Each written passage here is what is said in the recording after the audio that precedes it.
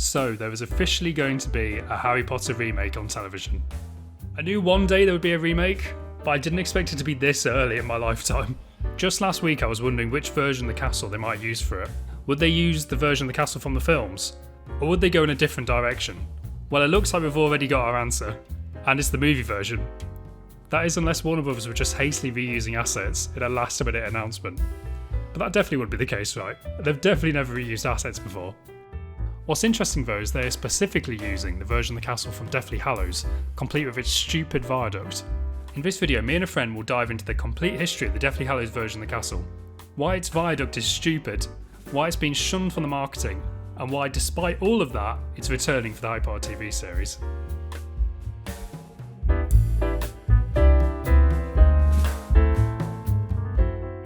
I am someone who, for a reason I won't fully go into, I know a lot about how Hogwarts is constructed. I know a lot about its architectural layout. I could tell you the many changes that happened to the castle over the years. Please don't, but impressive skill nonetheless. Well, seeing as you asked. Oh, of course. Things like the addition of the astronomy tower in Half-Blood Prince. Oh, the astronomy tower. Because when they got to Half-Blood Prince, they suddenly realised we need somewhere really tall for Dumbledore to fall off and die. Astronomy tower. Let's put in an astronomy tower. Okay, and that fair. replaced a pre-existing tower. Where that tower is sat is where the astronomy tower is later sat. That's interesting. Yes. I had no idea. I'm sure that is interesting. Yeah, especially to all our audience. Another interesting Little tidbit, thing yeah. is in Philosopher's Stone, they don't have the entrance courtyard. And if there is a visual element to this, maybe I'll show you a picture of the entrance courtyard. You're sure you recognise it. It's where like Professor Trelawney was fired. I'm sure you remember in Order of the Phoenix. I do actually remember that bit though, surprisingly. That courtyard doesn't exist in where it doesn't exist at all In the first film. in the first film, and possibly Chamber of Secrets as well. Oh, so they had to add that in for the future scenes, right? And then once they'd added that courtyard, they also had a viaduct that connected that courtyard to another section of the castle, which I think is called the West Wing. The west wing of the This is castle, right? good. That's technical, this is. Yep. This is getting in depth. So just remember that the viaduct connects from two internal parts of the castle. Okay, I'll keep that in mind. That's what it's. West Wing Castle. So then the producers of the films, they get to the Deathly Hallows. Great films. Great films, yeah. And they decide, we need to have some action scenes happen at Hogwarts. We need some big epic action The scenes. Battle of Hogwarts, yeah. And they realise part of the problem they've got is that it's established that you can't apparate into Hogwarts, so you can't easily jump into Hogwarts. Yeah. So you've got a problem where you've got outside enemies that need to be able to get into the internal castle. Yeah. And obviously, one doesn't just walk into Mordor. No. Or Hogwarts, in this case. And I think what happened was the producers of the film, they thought about all of the ways you can get into Hogwarts, and one way you get into Hogwarts, there's a big open grassy field, which is kind of where like the Quidditch pitch is. Yeah. You could go in that way, but it's just a big field. I don't even know how interesting that would look visually. So they were like, it'd be really good if they came across on a bridge, because bridges you can defend easily. Oh, definitely. That's like a very traditional kind of like defense A choke point. idea. Yeah. Yeah. Very good. Thank you. And they were like, right, so what bridges do we have? There's one bridge that connects Hogwarts to the outside. The and West that goes Wing? no. Oh, sorry. No. Not the West No, Wing. actually. Oh, a different bridge entirely. No, Wow. it connects to a courtyard that they added in Prison of Azkaban, which is where, I'm sure you remember, where the executioner is sharpening his blade. I That do courtyard remember that. appears a lot throughout Prison of Azkaban. It's actually a redressing of the other courtyard, but that's irrelevant. Oh my gosh. It's all lies. All these tangents of a spider's web.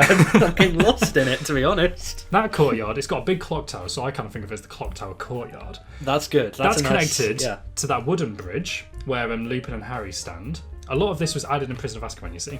Yeah. And that connects to that, there's like those stones that then go down to Hagrid's house. Oh, yeah. So that's an area that you could have an outside force invading in.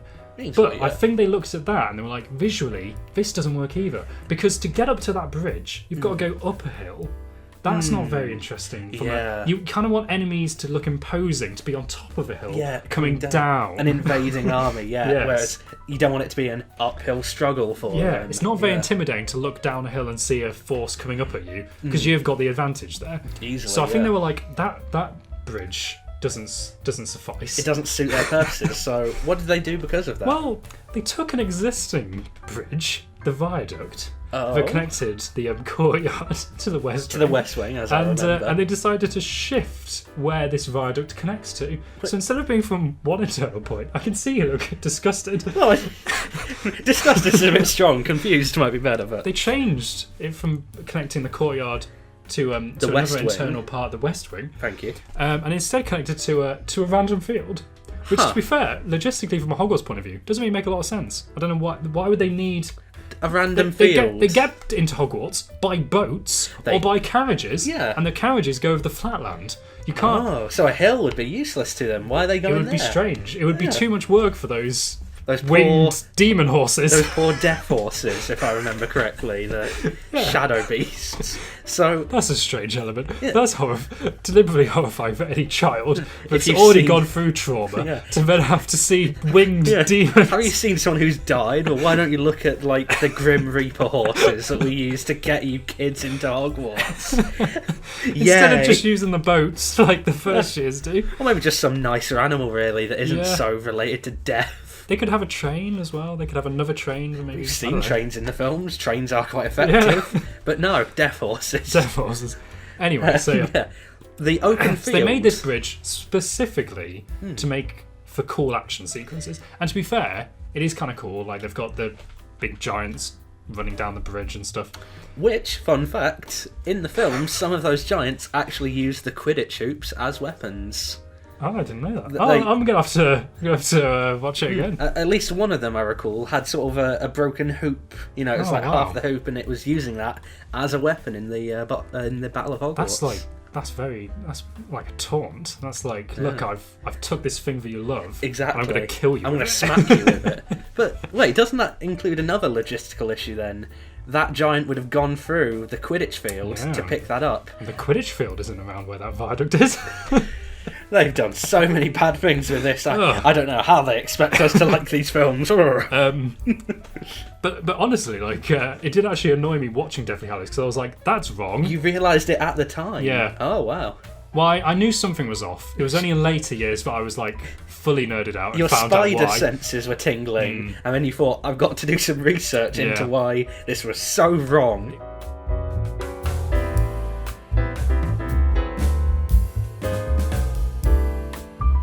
And another little aspect of Harry Potter is that for a lot of the first few films, they had a massive model of Hogwarts, which you can go and see at that Warner Brothers studio tour. A physical, actual... A physical, created model. Construction, right. And I think they kind of used that for the first couple of films, and then they kind of started mixing it with CGI for a couple of the later films. Right. But then, when it came to Deathly Hallows, I think it was the first time they did a proper, massive, CGI model of Hogwarts. Okay, all digital. Yeah, which would presumably be saved on a hard drive somewhere. Potentially, yes. So then, comes to Fantastic Beasts. Oh, now, tying back in, yeah. This film is set in 1927. Oh, no. The first Harry Potter film, I don't know when it's set, somewhere in the 90s. Let's say at least about 60 to 70 years in future. Yeah. Okay. But crucially, the first Harry Potter film set obviously before the last Harry Potter film, Deathly Hallows. Obviously. Where all of these changes had been made to the castle by that point. They'd got an astronomy tower added, they'd got the bridge had changed. You can just about assume it's some renovations for bizarre reasons in the case of the bridge magic moving, castle, but, they wanted to connect to a field. Maybe they were going to make a new Quidditch pitch there that year. We don't know. They did their extension throughout the summer holidays. Exactly. They had some traffic lights up. It was a bit awkward for the students coming in. There were some complaints. They delayed it. That's fair. Yeah. So obviously, if it's set in 1927, you would expect the castle to look how it was in the first Harry Potter film, or probably even different because it's quite a significant amount of time. Yeah, the castle changed a lot in those 6 years Harry was there, 7 years. So. Maybe there'll be less buildings. It'd look less complete potentially, even if it is a stone building. Yeah, you'd think that.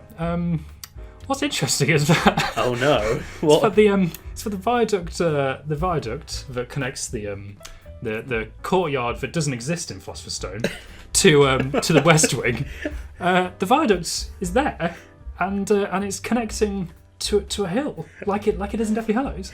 The same hill? Yeah, and then they walk through the entrance courtyard, which didn't exist in Foster's Stone.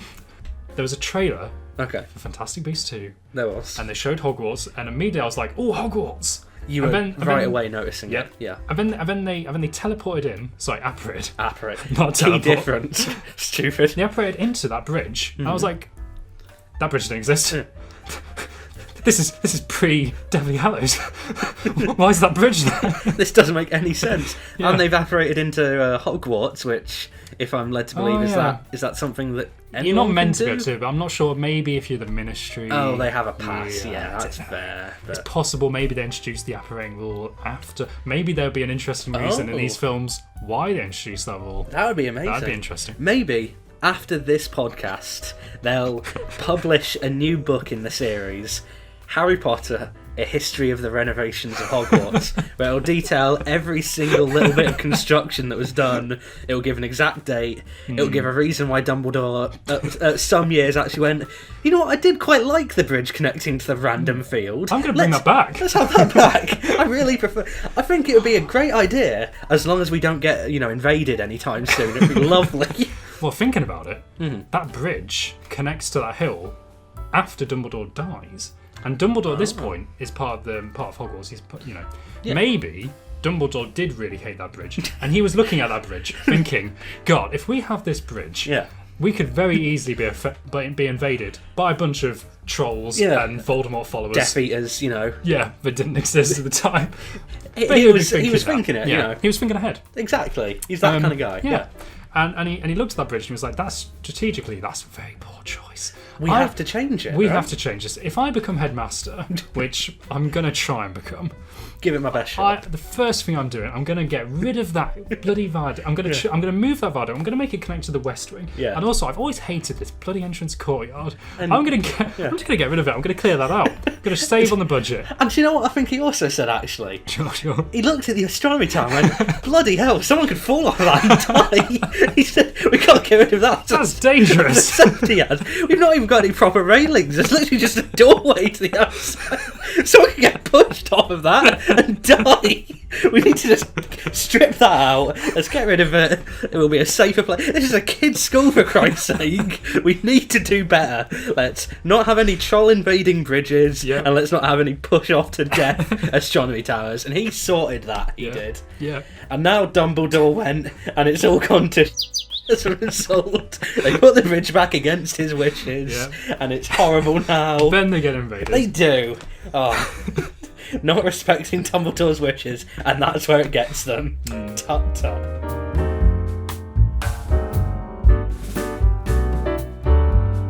So that's the story of how the Deathly Hallows version of the castle was created, along with its troll invading bridges and fall to death towers, and also how it was wrongly used for Fantastic Beasts. I believe this probably happened because it was the only CGI version of the castle they had, and they just reused it to save money. Which may be why it's popping up in this reveal trailer for the Harry Potter TV show. When the actual show comes out, maybe they'll just replace it. Or maybe they will just reuse the asset once again, especially considering it's a television programme with at least 8 episodes per season, so that budget's going to be stretched even tighter than the films. If they do reuse it, I believe it'll be a mistake, and here's why. In my last video I spoke about how the movie version of the castle is becoming the definitive version. Well, to be more specific, the version of the castle from the films who appears most dominant in marketing materials and across the globe in different Harry Potter themed things is the Half-Blood Prince era of the castle. And the Deathly Hallows version with its stupid viaduct is nowhere to be seen. When Hogwarts is built in multiple theme parks across the globe, it's always the Half-Blood Prince era of the castle without the viaduct. When Hogwarts is built as a Lego set, it's always the Half-Blood Prince era of the castle without the viaduct. Hogwarts Legacy, no viaduct. Almost all the merchandise, t-shirts, snow globes, no viaduct. It's been erased from history like in Stalin's Russia, or Walt Disney's cigarettes. And I believe the reason the Deathly Hallows version has been shunned in the marketing isn't just because of the narrative problems with the design, but just because the design is bad. It doesn't lend itself easily to being recreated. The Half-Blood Prince castle and the earlier versions are much more self-contained and circular in nature. making it easy to recreate in things like LEGO and theme parks. Can you imagine the Deathly Hallows viaduct just jutting out of the theme park attractions, just going nowhere, or they have to build a massive hill just for it to connect to?